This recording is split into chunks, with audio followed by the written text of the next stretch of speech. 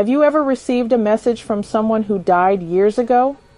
Because that's exactly what happened to Sally Foster, and what she discovered will make you question everything you think you know about digital death.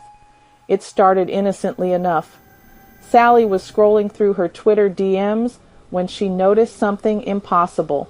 A message from Marcus Rivera, her college roommate who had died in a car accident 3 years earlier. The message simply read, "Sally, I need your help."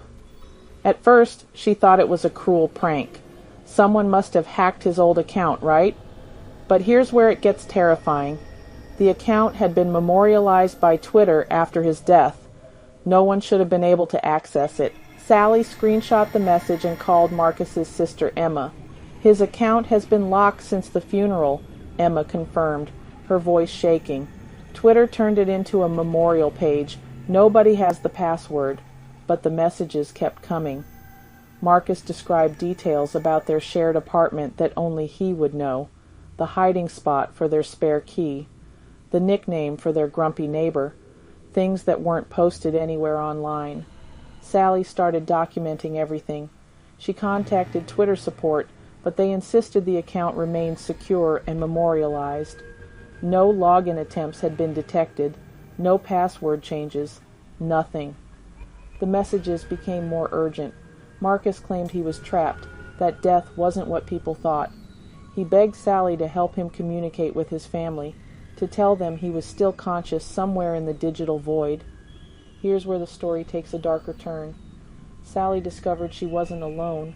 Online forums were filled with similar accounts, people receiving messages from deceased relatives, friends, even celebrities, all from verified memorial accounts that should have been impossible to access. Dr. Sandy Foote, a digital forensics expert, investigated dozens of these cases. Her findings were disturbing. The messages contained information that wasn't publicly available anywhere. Personal details, private conversations, memories that existed only in the minds of the deceased. Some victims reported that the messages became increasingly desperate over time. The dead seemed to be pleading for help, claiming they were aware but trapped in some kind of digital purgatory. The most chilling part? Twitter's servers showed no evidence of unauthorized access. The messages appeared to originate from the accounts themselves, as if the deceased users were somehow still active. Sally's last message from Marcus was different. Instead of pleading for help, he warned her to stop investigating. "They don't want us to remember," he wrote. "Forget about me. Delete everything. Stay alive." That was 6 months ago. Sally's Twitter account went silent immediately after. Her phone goes straight to voicemail. Her apartment sits empty. But here's what really happened to Sally, and why you should be very careful about who you message online.